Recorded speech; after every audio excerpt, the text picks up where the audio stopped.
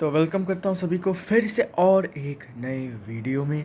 आज का वीडियो फिर से रहेगा रियल नंबर्स के ऊपर ही, और आज हम इस चैप्टर को और भी अच्छे से डिस्क्राइब करेंगे। इसके और भी कुछ बाकी पार्ट्स को हम अच्छे से पढ़ेंगे और देखेंगे कि चैप्टर में और क्या क्या बाकी है जो हमें अभी कंप्लीट करना है।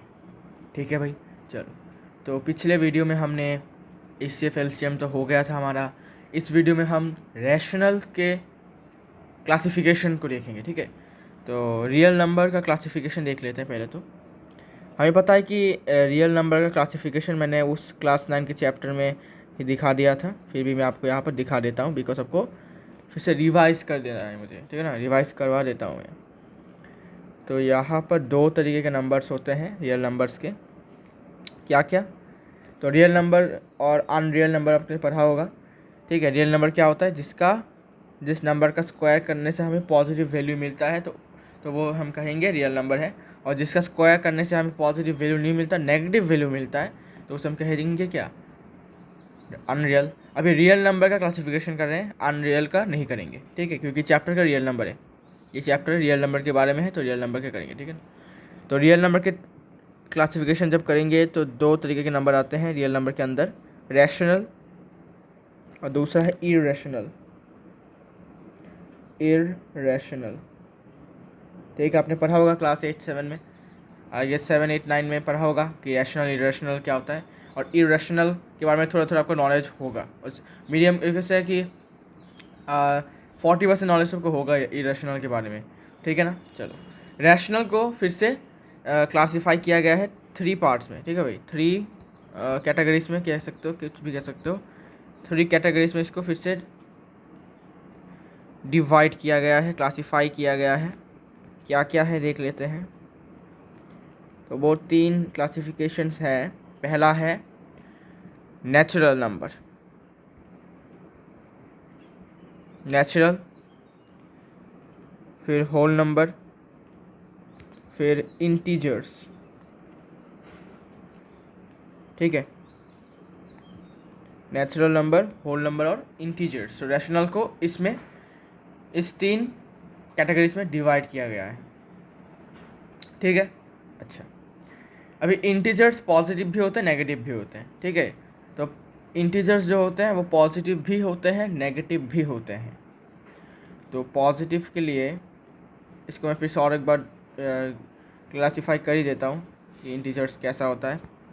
फिर से क्लासीफाई कर देता हूँ ताकि आपको याद रहे अच्छे से। तो पहला होता है पॉजिटिव इंटीजर्स और दूसरा होता है नेगेटिव इंटीजर्स। ठीक है, मैंने शॉर्टकट में लिख दिया, आपको समझ जाना है। ठीक है भाई, नेचुरल नंबर्स को एन से डिनोट किया जाता है, इसके सेट को। ठीक है, इसको एन से डिनोट किया जाता है। होल नंबर को डब्ल्यू से डिनोट किया जाता है, और इंटीजर्स को जेड से डिनोट किया जाता है। ठीक है, नेचुरल नंबर को एन से डिनोट किया जाता है, होल नंबर को डब्ल्यू से, और इंटीजर्स को जेड से। पॉजिटिव हो सकता है और नेगेटिव भी हो सकता है, दोनों को ही जेड से डिनोट किया जाता है। अभी इस नेचुरल नंबर, आपको पता है नेचुरल नंबर क्या होता है? 0 को छोड़कर 1 से स्टार्टिंग करते काउंटिंग करते करते इन्फिनिटी तक। मतलब इसका सेट ऐसा होगा n, इसको ऐसे लिखता हूँ, इसको ऐसे लिखता हूँ, n equal to curly bracket 1, 1, 2, 3, up to infinity. तो ये है नेचुरल नंबर का सेट। ठीक है भाई, तो नेचुरल नंबर का सेट कहाँ से स्टार्ट हो रहा है? 1 से स्टार्ट हो रहा है। तो नेचुरल नंबर क्या होता है? जो नंबर्स 1 से स्टार्ट होते हैं, 0 को छोड़कर। ठीक है, और होल नंबर मतलब क्या? होल मतलब क्या? पूरा। होल मतलब क्या? पूरा।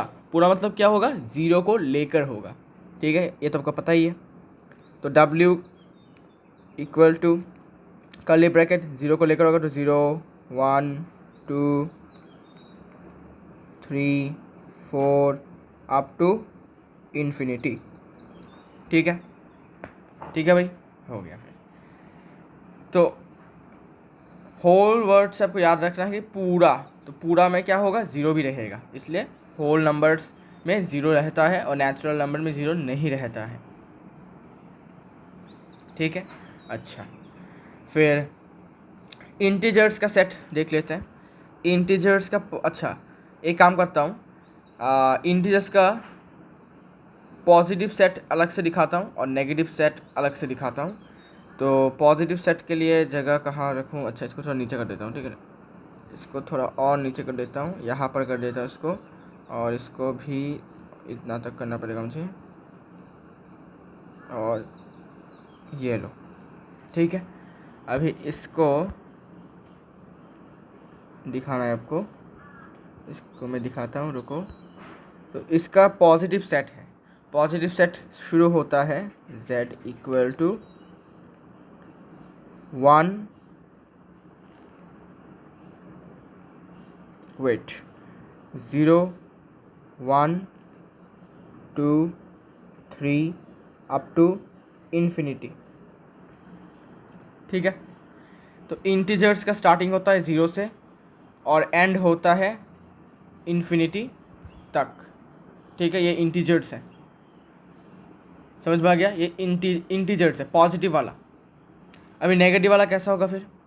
नेगेटिव वाला होगा, नेगेटिव वाला इंटरेस्टिंग है, देखो। नेगेटिव वाले का स्टार्टिंग 0 से नहीं होगा, एंड 0 होगा, एंडिंग 0 से होगा, लेकिन स्टार्टिंग 0 से नहीं होगा। तो नेगेटिव में z equal to curly bracket minus infinity, तो होते होते होते यहाँ पर -4, -3, -2, -1, फिर 0 करके फिर एंड हो जाता है, ठीक है। तो दोनों में 0 होते हैं। अगर एक साथ लिखते हैं तो एक बार 0 लिखना पड़ता है, और अगर अलग अलग लिखना पड़ता है तो 0 अलग अलग होगा, ठीक है। तो माइनस इन्फिनिटी से शुरू है। माइनस इन्फिनिटी मतलब क्या? प्लस इन्फिनिटी और माइनस इन्फिनिटी में फ़र्क है। माइनस मतलब क्या कि -1 के बाद -2 के बाद ऐसे करते करते करते करते करते करते वैल्यूज़ जो है -100 के बाद -111, तो ऐसे करते करते करते जाता है और फिर हमें माइनस इन्फिनिटी मिलता है ठीक है। तो वहाँ से स्टार्टिंग करते करते पीछे पीछे आते आते आते आते -1 तक आने के बाद 0 को लेकर हमें नेगेटिव इंटीजर मिलता है। मतलब ये नेगेटिव इंटीजर का सेट है, तो इन्हें हम क्या कहेंगे? Negative integers. तो आपके समझने के लिए मैं इसमें इंटीजर्स का मतलब होल एक सेट लिख देता हूँ। तो इसको स्टार्टिंग होता है माइनस इन्फिनिटी से, फिर माइनस, अच्छा, फिर सो ऑन करके -2, -1, फिर 0, फिर 1, फिर 2, फिर डॉट डॉट, सो ऑन करके फिर इन्फिनिटी। समझ में आ गया कैसा होता है ये? तो एक साथ लिखने पर हमें ऐसे लिखना पड़ता है, और अलग अलग लिखने के वक्त हमें ऐसा लिखना पड़ता है कि नेगेटिव का ये सेट है और पॉजिटिव का ये सेट है, ठीक है। तो इंटीजर्स का असली वाला सेट मतलब एक साथ अगर हम लिखते हैं तो ऊपर वाला आपको लिखना पड़ेगा, ठीक है। ये वाला है इंटीजर्स का नेगेटिव और पॉजिटिव लेकर वाला सेट, ठीक है, इंक्लूडिंग पॉजिटिव और नेगेटिव, ओके, बोथ, ठीक है। तो ये था क्लासिफिकेशन ऑफ रियल नंबर, ठीक है भाई। अभी कुछ इंपॉर्टेंट बातें समझने पड़ेंगे आपको। क्या इंपॉर्टेंट बात है? देखो, अगर मैं आपको बोलूं कि नेगेटिव इंटीजर्स क्या क्या होंगे तो आप क्या बोलोगे? नेगेटिव इंटीजर्स क्या क्या होंगे तो आप मुझे क्या बोलोगे? तो आप मुझे बोलोगे कि नेगेटिव इंटीजर्स होंगे माइनस इतना से, वेट, इसमें ज़ीरो नहीं होगा, सॉरी, इसमें ज़ीरो नहीं होगा, इसमें ज़ीरो नहीं होगा, ठीक है, इसमें ज़ीरो नहीं होगा, 1 से स्टार्टिंग होगा,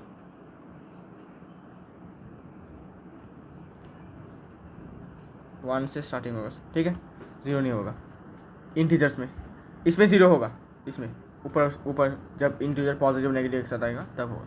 अच्छा, नेगेटिव इंटीजर्स में स्टार्टिंग होगा माइनस इन्फिनिटी से, फिर चलते जाएगा ऐसे करते करते करते -3, -2, फिर -1 तक।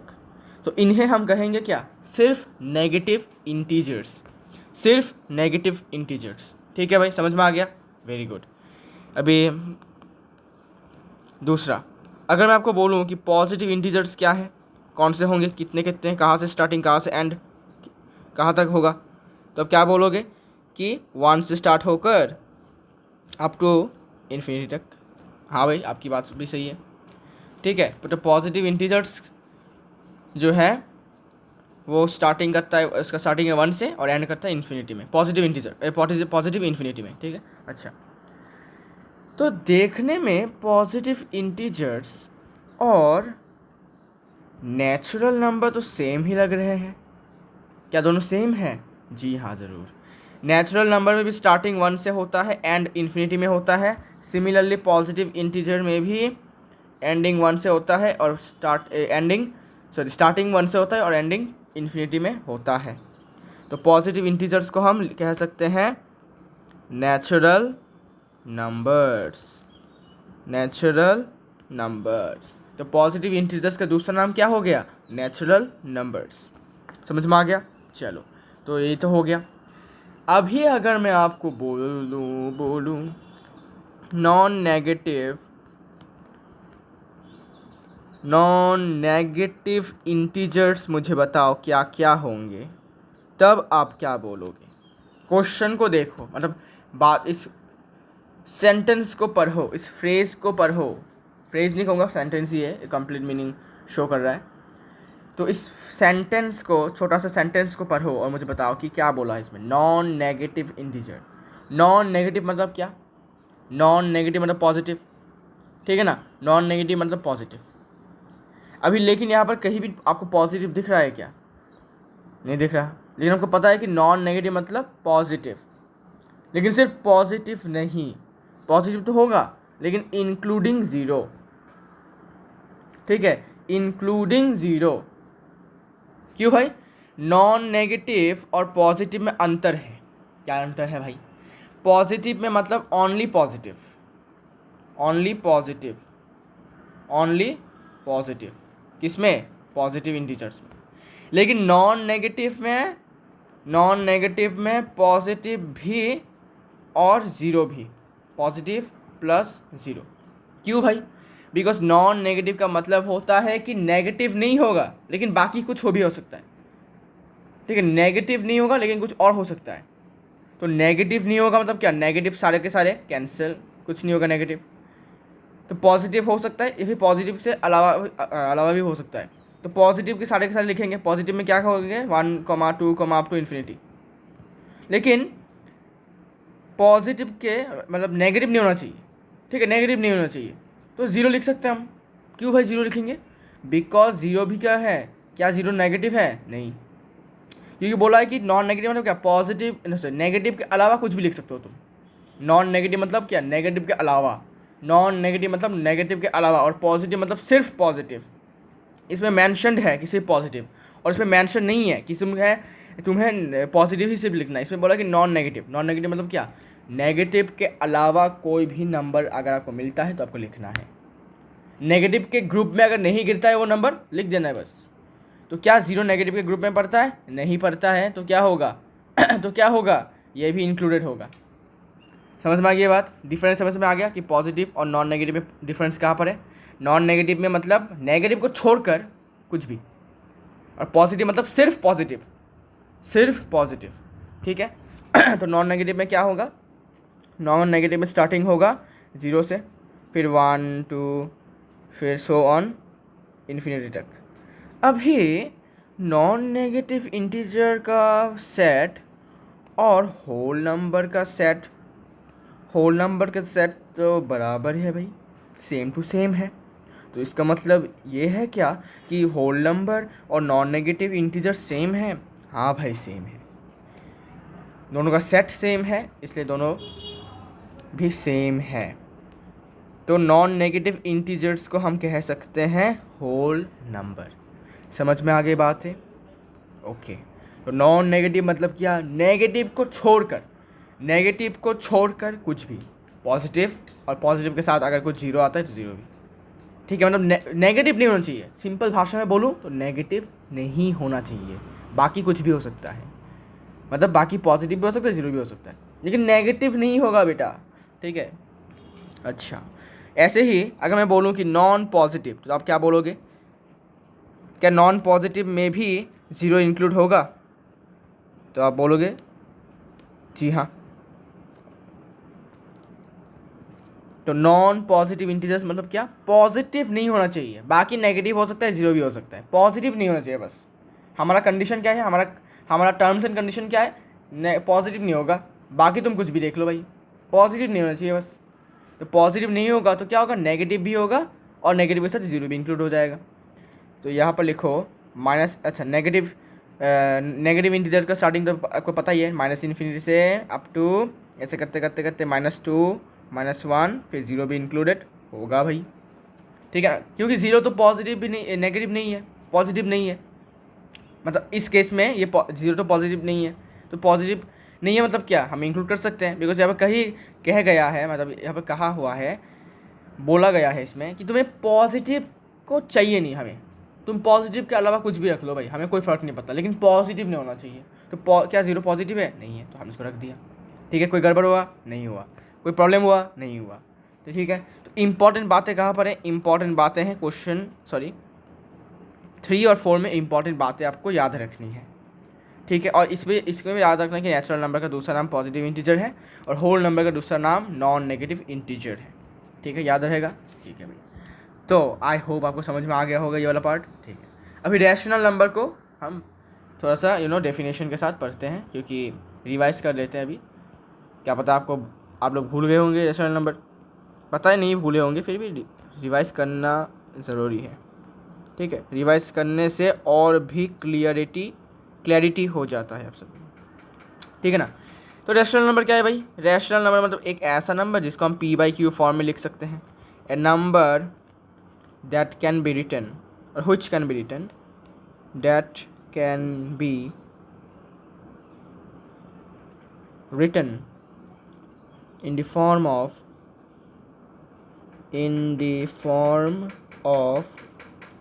p/q, है ना। p/q फॉर्म में लिख सकते हैं। p क्या है? न्यूमरेटर। q क्या है? Denominator. where number 1 p and q are integers, ये पहला बात, इंपॉर्टेंट बात, दोनों इंटीजर्स होने पड़ेंगे। इंटीजर मतलब क्या?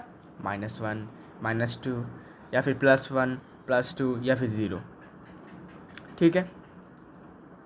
लेकिन और एक बात यहाँ पर, और एक क्राइटेरिया है कि q भी इंटीजर है, मतलब क्या, 0 हो सकता है, लेकिन यहाँ पर q 0 नहीं हो सकता, ठीक है। ये कंडीशन हमारे सामने है, मतलब हमें पता है हाँ भाई कि q इंटीजर है, इंटीजर में तो 0 भी आता है, तो इसको हम 0 देंगे तो हमें तो अनडिफाइंड आंसर रहेगा, ठीक है। अनडिफाइंड मतलब क्या? जिसका वैल्यू हमें नहीं पता। और इनफाइनाइट मतलब क्या? जिसका वैल्यू हमें पता है, लेकिन वो इसका वैल्यू बहुत लंबा है, बहुत ज़्यादा लंबा है, ठीक है, इसका एंड नहीं है, इसे हम कहते हैं इन्फिनिटी, ठीक है। इसमें डिफरेंस है इन्फिनिटी और अनडिफाइंड में, ठीक है।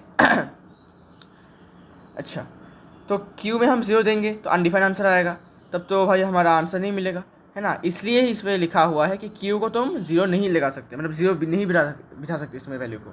हाँ, हमें पता है कि q इंटीजर है, ठीक है ना भाई, इसलिए q के वैल्यू में तुम 0 नहीं बिठा सकते हो, ठीक है भाई। चलो, और तीसरा इंपॉर्टेंट बात कि p और q को प्राइम्स होने चाहिए, शुड बी को प्राइम, आर को प्राइम। अभी को प्राइम क्या है आगे समझेंगे। को प्राइम और प्राइम में डिफरेंस है। बहुत लोग समझते हैं कि को प्राइम और प्राइम सेम है, नहीं। ऑल प्राइम नंबर्स आर को प्राइम बट नॉट ऑल को प्राइम्स आर प्राइम नंबर्स। समझ में आ गया? समझाऊंगा, चिंता मत करो, समझाने के लिए ही आया हूँ, समझा कर ही जाऊँगा, ठीक है। एग्जाम्पल्स ले लेते हैं। -1/2 p/q फॉर्म में लिख सकते हैं। 100 भी लिख सकते हैं, कैसे? बिकॉज 100 / 1 ये अंडरस्टूड होता है, इसलिए 100 को भी रैशनल नंबर माना गया है। फिर 0 को भी रैशनल नंबर माना गया है, बिकॉज 0 को हम 0/1 में लिख सकते हैं ऐसे, ठीक है। कॉमा -2, फिर 2/3, फिर 3/2, फिर 1000/9, ठीक है भाई। कुछ भी कैसे भी नंबर्स हो सकते हैं, नेगेटिव हो सकते हैं, पॉजिटिव हो सकते हैं, कोई फ़र्क नहीं पड़ता, बिकॉज रैशनल नंबर का टर्म्स एंड कंडीशन क्या था कि ये इंटीजर्स हो सकते हैं, तो नेगेटिव तो होना पड़ेगा भाई, क्योंकि इंटीजर है तो इंटीजर में तो नेगेटिव होगा ही, है ना, ठीक है, एटसेट्रा एटसेट्रा। तो 0 भी क्या है? 0 भी रैशनल नंबर है, आपको ये याद रखना है, क्योंकि 0 को हम 0/1 लिख सकते हैं, ठीक है। हर एक नंबर के नीचे 1 होता है डिनोमिनेटर में, जो हम लिखते नहीं, बिकॉज ये अंडरस्टूड होता है, टाइम वेस्ट नहीं करते हम ऐसे लिख कर, ठीक है। इसके बाद हम बात करेंगे डेसिमल एक्सपेंशंस के बारे में, ठीक है। फिर अच्छा रुको, डेसिमल एक्सपेंशन के बारे में बात करने से पहले मैं प्राइम और कोप्राइम समझा देता हूँ, ताकि आपको मतलब पता चल जाए कि इसका मीनिंग क्या है, ठीक है। अभी समझा देता हूँ, तो इससे अच्छा होगा कि आपके दिमाग में फिट हो जाएगा, ठीक है ना। तो अभी हम बात करेंगे प्राइम नंबर और को प्राइम नंबर्स के बारे में। भाई बहुत ही आसान सा टॉपिक है, समझना पड़ेगा, बस सिंपल सी बात है ये। को प्राइम नंबर्स क्या बोला गया है देख लो। को प्राइम और प्राइम। प्राइम नंबर क्या था, रिकॉल करो पहले लेक्चर में, पहले वीडियो में आपने पढ़ा होगा। प्राइम नंबर मतलब जिस नंबर के सिर्फ दो ही फैक्टर्स होते हैं, सिर्फ दो। तो यहाँ से मैं फिर से लिख देता हूँ कि प्राइम नंबर्स मतलब only two factors, numbers having only two factors. Prime numbers, actually इसका इंक चेंज कर लेता हूँ, नहीं तो ये हेडिंग के साथ मिक्स हो जाता है ना। चलो, prime numbers means numbers having only two factors, सिर्फ दो फैक्टर्स रहने वाले नंबर्स को प्राइम नंबर्स कहते हैं। और वो दो फैक्टर्स क्या क्या होते हैं, या तो वन और वो नंबर खुद, वन और इटसेल्फ, ठीक है। और को प्राइम नंबर क्या है, को प्राइम नंबर्स, डेफिनेशन लिख देता हूँ पहले तो, नंबर्स हैविंग कॉमन फैक्टर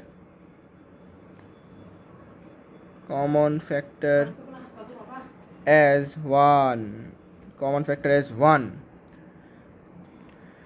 तो को प्राइम नंबर के डेफिनेशन से आपको क्या पता चल रहा है कि ऐसे नंबर्स जिनका कॉमन फैक्टर वन है। अभी जिनका कॉमन फैक्टर वन है, ये क्या बात हुई भाई। देखो एग्जाम्पल से समझाता हूँ। एग्जाम्पल 4 और 9। 4 का फैक्टर्स बताओ मुझे। 4 का फैक्टर है 1, 2, 4, ठीक है। 1 का फैक्टर है 1, 2, 4। और 9 का फैक्टर क्या है भाई, 9 का फैक्टर है 1, 3 और 9 खुद, ठीक है भाई। अच्छा, क्या मुझे आप ये बता सकते हो क्या दोनों में ही 1 जो है वो कॉमन फैक्टर है। कॉमन मतलब क्या, दोनों में ही है सेम। तो आप बोलोगे हाँ भाई है, कॉमन फैक्टर है। तो क्या हम ये कह सकते हैं कि 4 और 9 को प्राइम है। बताओ, को प्राइम का डेफिनेशन क्या है। को प्राइम का डेफिनेशन है कि ऐसे दो नंबर्स जिनके पास जो फैक्टर कॉमन है वो सिर्फ 1 है। 1 के अलावा और भी फैक्टर्स हो सकते हैं, लेकिन 1 होगा हमेशा। अगर 1 है तो वो को प्राइम हो जाएंगे। को प्राइम हो जाएंगे, ठीक है। ऐसे नंबर जिनके बीच में कॉमन फैक्टर 1 है। तो इसमें भी 1 है फैक्टर, इसमें भी 1 है फैक्टर, दोनों में कॉमन है, तो 4 और 9 को प्राइम। ऐसे अगर मैं बोलूँ और एक एग्जांपल 17 और 1, 17 और 1, ठीक है। 17 और 1, इसमें फैक्टर है 1, इसमें फैक्टर है 17, इसमें फैक्टर है 1 और इसमें फैक्टर है 11, ठीक है भाई। तो ये दोनों क्या है, 17 और 11 हमें पता है प्राइम नंबर से, ठीक है, प्राइम नंबर से। लेकिन प्राइम नंबर्स होते हुए भी इनके बीच में कॉमन फैक्टर 1 है। जैसे कि कॉम्पोजिट नंबर्स में हमने देखा था 4 और 9 क्या है, 4 और 9 भी कॉम्पोजिट नंबर है। कैसे, क्योंकि मोर देन 2 फैक्टर्स मौजूद है। इसमें 3 फैक्टर्स है, इसमें भी 3 फैक्टर्स हैं। 3 फैक्टर्स मतलब क्या हो गए, 2 से ज़्यादा। तो ये 4 और 9 कॉम्पोजिट नंबर है। तो कॉम्पोजिट नंबर्स भी को प्राइम हो सकते हैं और प्राइम नंबर्स भी को प्राइम हो सकते हैं। ऐसा कहीं नहीं लिखा कि कॉम्पोजिट नंबर नहीं हो सकते, ठीक है भाई। तो देखो 4 और 9 में कॉमन फैक्टर 1 है, 17 और 11 में भी कॉमन फैक्टर 1 है। इसका मतलब हम क्या कह सकते हैं कि यहाँ पर लिखो कॉमन फैक्टर, अच्छा ओनली कॉमन फैक्टर लिख देता हूँ। Only common factor of 4, 9 equal to 1। Therefore 4, 9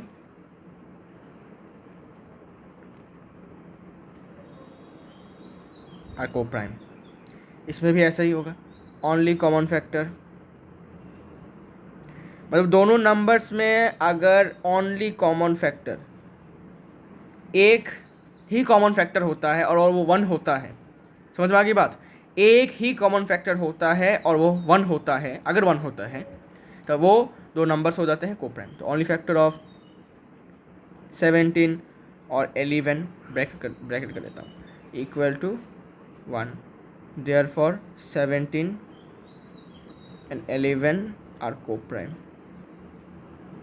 समझ में आ गई बात है। को प्राइम मतलब क्या कि इनको 1 के अलावा इनके बीच में और कोई फैक्टर नहीं है। फैक्टर क्या था भाई, फैक्टर मतलब 1 के अलावा इन दोनों नंबर्स को कोई डिवाइड नहीं कर सकता, ठीक है। 1 के अलावा और कोई नंबर इन दोनों नंबर्स को डिवाइड नहीं कर सकता, इसलिए ये दोनों नंबर्स हैं को प्राइम।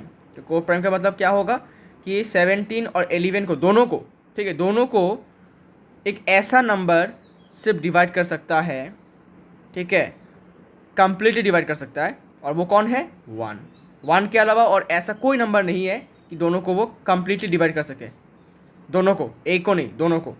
और सिर्फ वो अकेला ही ऐसा लौंडा है, ऐसा कह सकते हो, ठीक है, अकेला ही ऐसा नंबर है जो एक लौता नंबर है जो दोनों को ही डिवाइड कर पा रहा है कंप्लीट डिवीजन, ऐसा नहीं कि डेसिमल आ रहा है, ठीक है। इसमें भी सेम 4 और 9 को दोनों को ही डिवाइड करने वाला सबसे लौता एक नंबर जो कि है 1, इसीलिए 4 और 9 को प्राइम। तो 4 और 9 को प्राइम से मतलब क्या होगा कि 4 और 9 को डिवाइड करने वाला एक ऐसा एक लौता नंबर ही है, और जिस नंबर का वैल्यू क्या है, 1, ठीक है भाई। तो को प्राइम समझ गए, को प्राइम क्या होता है। अच्छा, तो देखो 17 और 11 क्या है, प्राइम नंबर्स। क्यों भाई, क्योंकि इनके दो ही फैक्टर्स हैं, 1 2 1 2, और 17 और 11 क्या हो गए, को प्राइम हो गए। अभी देखो 4 और 9 क्या है, कॉम्पोजिट नंबर्स, क्योंकि इनके 3 फैक्टर्स है, 2 से ज़्यादा है, तो ये कॉम्पोजिट नंबर्स हैं, ये भी क्या हो गए, को प्राइम, ठीक है। तो ऐसा नहीं है कि को प्राइम में प्राइम लिखा है तो सिर्फ प्राइम नंबर से को प्राइम हो सकते हैं, ऐसा नहीं है, ठीक है भाई, समझ में आ गया। चलो भाई, तो ये हो गया प्राइम और को प्राइम नंबर्स के बारे में बातचीत। अभी हम बात करेंगे डेसिमल एक्सपेंशंस के बारे में, ठीक है भाई। अगर आपको समझ में आ गया होगा तो आगे बढ़ते हैं। थोड़ा सा इको फ्रेंडली हो जाते हैं गाइस, हे। चलो भाई, डेसिमल एक्सपेंशंस। डेसिमल एक्सपेंशंस 3 तरीके के होते हैं, क्लास 9 में आपने पढ़ा होगा डेसिमल एक्सपेंशंस। तो इसका क्लासिफिकेशन मैं आपको दिखा देता हूँ किस तरीके का होता है डेसिमल एक्सपेंशन, ठीक है।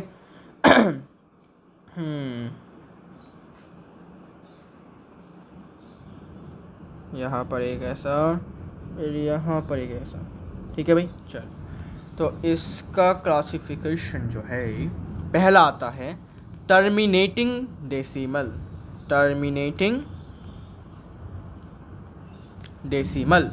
अभी टर्मिनेटिंग डेसिमल क्या है। टर्मिनेटिंग डेसिमल का मतलब होता है कि डेसिमल पॉइंट के बाद जितने भी नंबर्स होंगे उन नंबर्स का जो यू कैन से कि टाइम लिमिट होगा, पीरियड होगा, वो लिमिटेड होगा। अभी समझ में तो नहीं आएगा क्या टाइम लिमिट, क्या पीरियड, समझाता हूँ। देखो फॉर एग्जांपल 3.5, 21.2, 0.00001 एट्सेट्रा। मुझे बताओ पॉइंट के बाद क्या आपको 5 के अलावा और कोई नंबर दिख रहा है, या फिर मैं और एक बात बताऊं, क्या आपको दिख रहा है कि ये पॉइंट के बाद नंबर्स जो है रुक नहीं रहे। बताओ, क्या ये पॉइंट के बाद नंबर्स क्या रुक नहीं रहे हैं क्या, मतलब अभी चल रहे हैं क्या नंबर्स, 5 के बाद 3 आया, 2 आया, ऐसा है क्या, नहीं। तो आप बोलोगे नहीं भाई 3 के पॉइंट के बाद तो सिर्फ 5 ही दिख रहा है और 5 के बाद और कोई नंबर नहीं है, मतलब क्या कि पॉइंट के बाद नंबर्स का आना बंद हो चुका है, 5 के बाद आना बंद हो चुका है।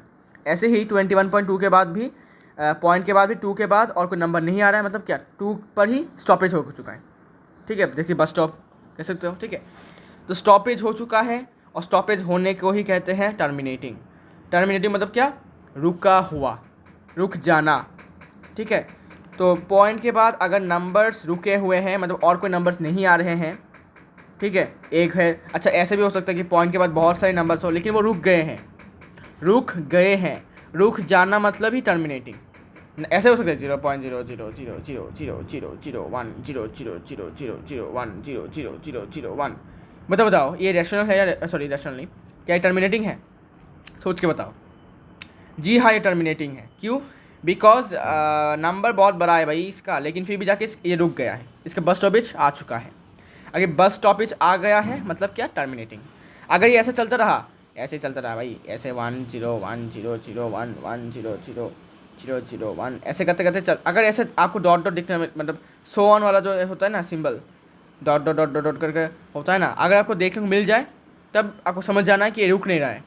और अगर ये डॉट डॉट आपको नहीं दिख रहा है तो समझ जाना है कि ये टर्मिनेटिंग है, क्योंकि बहुत सारे नंबर्स के बाद जाके ये रुक गया है। रुक गया है मतलब ही टर्मिनेटिंग। नो मैटर कि कितना बड़ा नंबर फॉर्म हुआ है डेसिमल के बाद, कितना नंबर्स हैं, कितना डिजिट्स है ना पॉइंट के बाद, लेकिन अगर ये रुक गया है, इसका तो अगर स्टॉपेज आ चुका है तो क्या होगा, टर्मिनेटिंग है। ठीक है भाई, लंबा हो सकता है भाई, लंबा हो ही सकता है, डेसिमल पॉइंट लंबे हो सकते हैं, लेकिन अगर रुक गए हैं, बस स्टॉपेज आ चुका है इसका, तभी टर्मिनेटिंग हो जाता है। ठीक है, समझ में आ गया, ठीक है।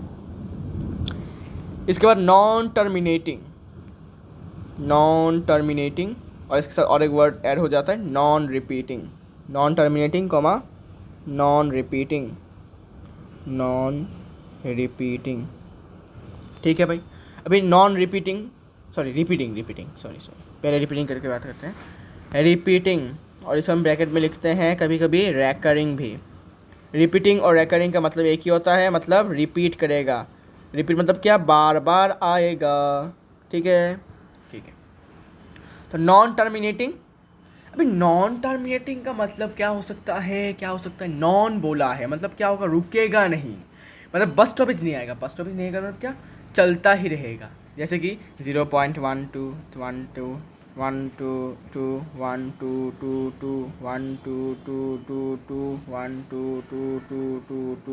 ऐसे करते अगर आपको ऐसे ऐसे सिम्बल्स देखने को मिलते हैं, मतलब full stop dot dot dot देखने को मिलते हैं, तब समझ जाना है कि भाई ये रुकने वाला नहीं है, इसका बस स्टॉप नहीं है। ठीक है भाई, ये चलता जाएगा इन्फिनिटी तक, ठीक है, इन्फिनिटी तक ये चलता जाएगा, ये रुकेगा नहीं, रुकने वाला नहीं है ये लौंडा। ठीक है भाई, लेकिन अभी यहाँ पे और एक शर्त है, रिपीट होना चाहिए। रिपीट रिपीट मतलब क्या होगा, डिजिट्स क्या होंगे फिर से रिपीट करेंगे, हाँ भाई डिजिट्स जो होंगे वो रिपीट करेंगे। ठीक है, तो ये तो मैंने नॉन टर्मिनेटिंग समझाया आपको, नॉन टर्मिनेटिंग मतलब रुकेगा नहीं, स्टॉपेज नहीं है इसका, बस स्टॉप नहीं है इसका, बस स्टॉप नहीं है इसका, नॉन टर्मिनेटिंग।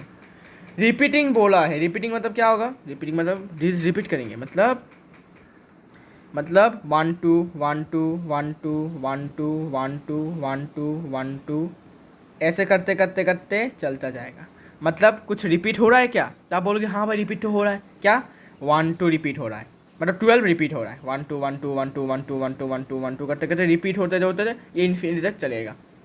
अगर ऐसा नंबर आपको देखने को मिल जाए तो वो किस कैटेगरी में आएगा, सेकंड कैटेगरी में। कौन सा वाला, नॉन टर्मिनेटिंग और नॉन रिपीटिंग के कैटेगरी में आएगा। क्यों, क्योंकि ये रुक भी नहीं रहा, देखो रुक भी नहीं रहा, और फिर भी रिपीट कर रहा है। रिपीट मतलब क्या, नंबर्स जो है वही नंबर बार बार आ रहे हैं, देखो 1 के बाद 2 आया था, फिर से 1 आ रहा है, 2 आ रहा है, फिर से 1 आ रहा है, 2 आ रहा है, ऐसे करते करते चल रहा है ये। ठीक है, इसको हम ऐसे भी लिखते हैं 0.12 बार, क्लास में पढ़ा होगा भाई, समझाना पड़ेगा क्या, समझाने की क्या है, तो ऐसे सिंबल, इसको सिंबलाइज करते हैं, शॉर्टकट में लिखते हैं इसको, बार लिखते हैं इसको। ठीक है, तो नॉन टर्मिनेटिंग मतलब क्या, बस स्टॉप नहीं होगा। टर्मिनेटिंग मतलब क्या, कुछ पॉइंट में जाकर कुछ नंबर्स बाद जाकर ही रुक जाएंगे, मतलब बस स्टॉप होगा उसका। और रिपीटिंग मतलब क्या, सेम डिजिट बार बार रिपीट करेंगे, लेकिन रुकेंगे नहीं, रुकेंगे नहीं, रुकने वालों में से नहीं है ये। अगर रुक गए तो ये वाला आ जाएगा टर्मिनेटिंग। ठीक है भाई, और अगर नहीं रुके और रिपीट कर रहे हैं और रुक भी नहीं रहे हैं तो ये सेकंड वाला क्लासिफिकेशन में चला जाएगा भाई। एग्जाम्पल मानो, एग्जाम्पल 4.10101010 देखो भाई, क्या रिपीट कर रहा है कुछ, हाँ भाई क्या कर रहा है, रिपीट 10 रिपीट कर रहा है बार बार। ठीक है, 10 करके करते हैं, और रुक भी नहीं रहा, देखो डॉट डॉट डॉट मतलब क्या, रुक भी नहीं रहा।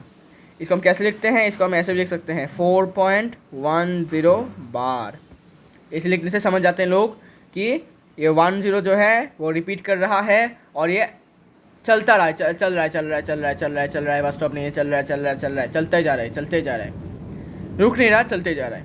और एग्जांपल लेते हैं 5.235 235 235 235, ऐसे करते करते करते चलते जा रहे हैं। तो क्या कुछ रिपीट हो रहा है? क्या कुछ रिपीट हो रहा है? हाँ भाई, कौन सा रिपीट हो रहा है? 235 रिपीट हो रहा है, 235 रिपीट हो रहा है, 235 रिपीट हो रहा है, 235 रिपीट हो रहा है। ठीक है भाई, अच्छा इसको हम कैसे लिखेंगे फिर? 5.235 बार। ठीक है भाई, समझ में आ गया किसे कहते हैं, क्या होता है बार? बार का मतलब ये होता है ऐसा।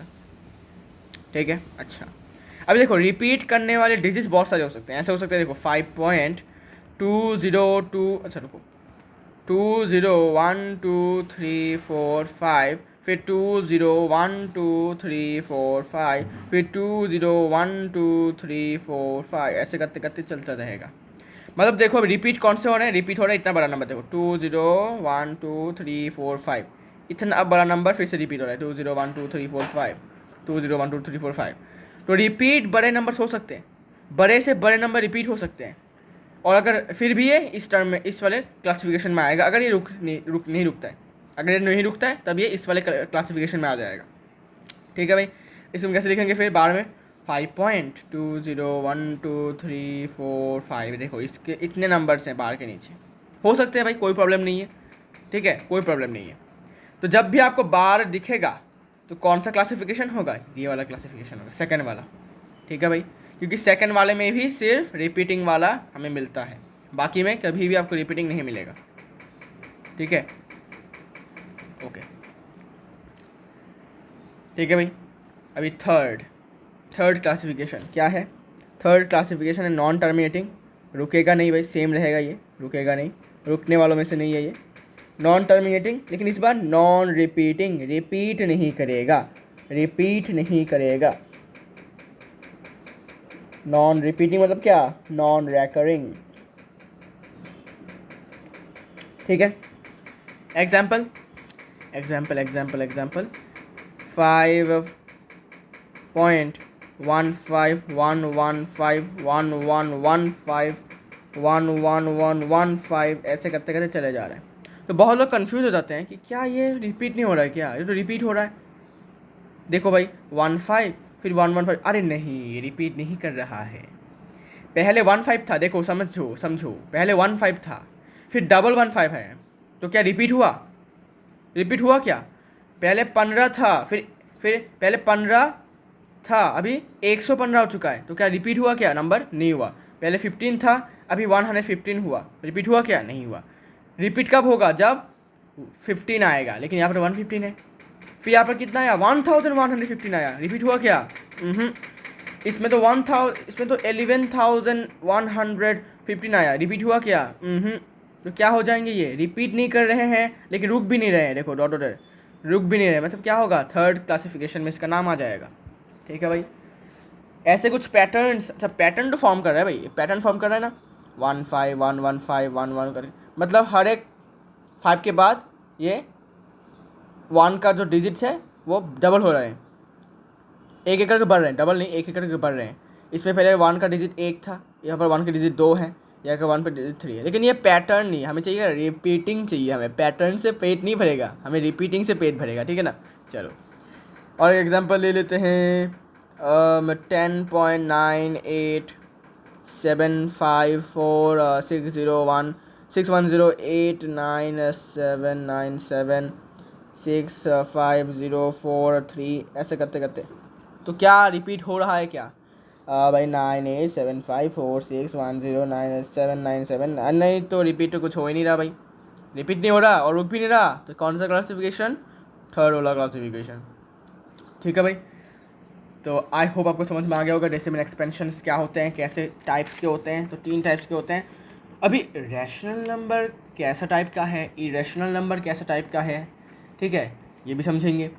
तो अभी के लिए ये समझ के रखो कि जो रैशनल नंबर है वो रिपीट करता है, रैशनल नंबर रिपीट करता है और रुकता भी नहीं है। ठीक है, कभी कभी रुकता है, ये भी रैशनल नंबर है, और अगर नहीं रुकता है लेकिन रिपीट अगर करता है तो ये भी रैशनल नंबर है। ठीक है, तो कहाँ लिखूँ इसको मैं, इसे यहाँ लिख देता हूँ। ये है रैशनल और ये है इरेशनल। ठीक है, अभी कैसे पता चला भाई ये रैशनल है ये इरेशनल है, कैसे पता चला, कैसे पता चला? ठीक है ना, कैसे पता चला? देखो, ये आज का वीडियो का लास्ट पार्ट है। देखो, रैशनल मतलब क्या, पी बाई क्यू फॉर्म में लिख सकते हैं, equal to P by Q form. Example, suppose माना हमने 5.1111 तथा 111111 ऐसे करते करते रिपीट हो रहा है, मतलब 5.11 डैश। ठीक है, आपको क्लास 9 में आरएस में या फिर एनसीईआरटी में, आई गेस आरएस में ही था वो, करवाया गया होगा कि इसको आपको पी बाई क्यू फॉर्म में लिखना था। कैसे लिखा था आपने, कैसे लिखा था बताओ? तो आपने क्या किया था, इसको x मान लिया था। ठीक है, फिर इसको x मान लेने से फिर क्या किया था आपने, फिर आपने 1 को इस तरफ लाया, फिर इसको भी इस तरफ लाया, 1 को, दोनों 1 को इस तरफ लाए। कैसे लाया था, मल्टीप्लाई करके। कितना, 10 से मल्टीप्लाई किया था। 10 से मल्टीप्लाई करने के बाद क्या हुआ था, 51.11 डैश आया था। ठीक है, फिर आपने 100 से मल्टीप्लाई किया था, फिर 511.11 डैश आया था। तो सारे के सारे जितने भी नंबर्स राइट हैंड साइड में थे 1 था 1 था, तो यहाँ पर एक 1 आया, फिर यहाँ पर एक 1 आ चुका है। ठीक है, तो हमारा काम हो चुका है भाई। हमने राइट हैंड साइड से, मतलब पॉइंट के राइट हैंड साइड से जितने भी नंबर्स डिजिट्स थे बार के नीचे, सबको हमने लेफ्ट हैंड साइड में लाया मल्टीप्लाई करके। फिर क्या किया था हमने, इसको इक्वेशन 1 पकड़ा था, इसको इक्वेशन 2 पकड़ा था, 2 को 1 से माइनस कर दिया, तो 100x माइनस 511.11 डैश बार, और यहाँ पर x इक्वल टू 5.11 बार। तो बार बार कैंसिल, ये 605 इक्वल टू 99x। तो यहाँ से x का वैल्यू क्या है, 506/99। अभी x का वैल्यू हमने क्या लेट किया था, x के वैल्यू को हमने लेट किया था 5.11 बार। तो x की जगह पर 5.11 बार का वैल्यू कितना है, 506/99। तो 506/99 किस फॉर्म में है, पी बाई क्यू फॉर्म में है, और पी बाई क्यू फॉर्म में हुआ तो क्या हो गया भाई, रैशनल हो गया। ठीक है, समझ में आ गया? अच्छा, तो ये तो समझ में आ गया कि क्यों इसको रैशनल कहते हैं और इसको इरेशनल। और इरेशनल क्यों कहते हैं, इसको क्यों कहते हैं? देखो, ये क्या हो रहे हैं, रिपीट नहीं कर रहे हैं। तो रिपीट नहीं कर रहे हैं मतलब 5.98747656410899797 ये रिपीट नहीं हो रहा, रिपीट नहीं हो रहा और रुक भी नहीं रहा है। तो रुक भी नहीं रहा है तो क्या हम इसको पी बाई क्यू फॉर्म में लिख सकते हैं क्या, बताओ? इसको हम पी बाई क्यू फॉर्म में लिख सकते हैं? हमें पता ही नहीं है कि इसका डिजिट कैसा है। क्या आपको पता है ये कहाँ पर तक रुक रहा है? पता है आपको? नहीं पता है। और रिपीट भी नहीं कर रहा, कोई पैटर्न नहीं, कोई डिजिट्स रिपीट नहीं कर रहे हैं कि हमें पता चल जाए हाँ भाई ये रिपीट कर रहा है तो ये सेम रहेगा, ये भी सेम रहेगा, तो भाई माइनस होकर जाएगा और मिल जाएगा आंसर। नहीं, रिपीट भी नहीं कर रहा, रुक भी नहीं रहा है। अच्छा, रुक नहीं रहा, कोई प्रॉब्लम नहीं है, ये भी तो नहीं रुक रहा था, तभी हमने सॉल्व कर लिया था। यहाँ पर रिपीट नहीं कर रहा है, हमें पता नहीं कि नंबर्स इसके बाद क्या आएगा, 7 कर क्या आएगा, हमें कोई गारंटी नहीं है। वहाँ पर तो, यहाँ पर तो पता था कि हाँ भाई 1 के बाद 0, फिर 1 आएगा, फिर 0 आएगा, फिर 1 आएगा, पता था भाई, हमें पता था। लेकिन यहाँ पर तो पता ही नहीं है, पता है क्या, नहीं पता है। तो इसीलिए हम इसको इरेशनल मतलब पी बाई क्यू फॉर्म को नहीं लिख सकते। ठीक है भाई। और पी बाई क्यू फॉर्म में नहीं लिख सकते मतलब क्या, इरेशनल। और टर्मिनेटिंग जो डेसिमल होते हैं ना वो भी रैशनल होते हैं। कैसे, वो रैशनल कैसे होते हैं, बिकॉज 3.5 लिख लो, 3.5 इसको पी बाई क्यू फॉर्म में लिख सकते हो। कैसे, पॉइंट को इसे 35/10 लिख सकते हो, 2/7 लिख सकते हो। 7/2 क्या है, किस फॉर्म में है, पी बाई क्यू फॉर्म में है। बस हो गया आपका आंसर, रैशनल है ही। ठीक है भाई, समझ में आ गया? ओके, तो आज के लिए इतना ही, मिलता है नेक्स्ट वीडियो में। नेक्स्ट वीडियो में हम इरेशनल नंबर्स के बारे में ब्रीफली समझेंगे। ठीक है, फिर हमारा एक्सप्लेनेशन जो होगा वो कंप्लीट हो जाएगा। फिर क्या करेंगे, हम एक्सरसाइज स्टार्ट कर देंगे एनसीईआरटी का, क्योंकि मैं वैसे तो मैं पहले क्लास 9 में मैं जल्दी जल्दी एक्सरसाइज स्टार्ट कर देता था, ज़्यादा एक्सप्लेन नहीं करता था, लेकिन क्योंकि अभी बोर्ड्स हैं तो थोड़ा एक्सप्लेन करना तो पड़ेगा, कॉन्सेप्ट आपको समझना पड़ेगा, बिना कॉन्सेप्ट समझे आप रट्टा मार के एनसीईआरटी का एक्सरसाइज सिर्फ सॉल्व करके तो नहीं होगा ना। हाँ, अभी एक्सरसाइज तो सॉल्व करना पड़ेगा, लेकिन कॉन्सेप्ट को समझ कर, है ना। चलो भाई, तो आज के लिए इतना ही, मिलते हैं नेक्स्ट वीडियो में।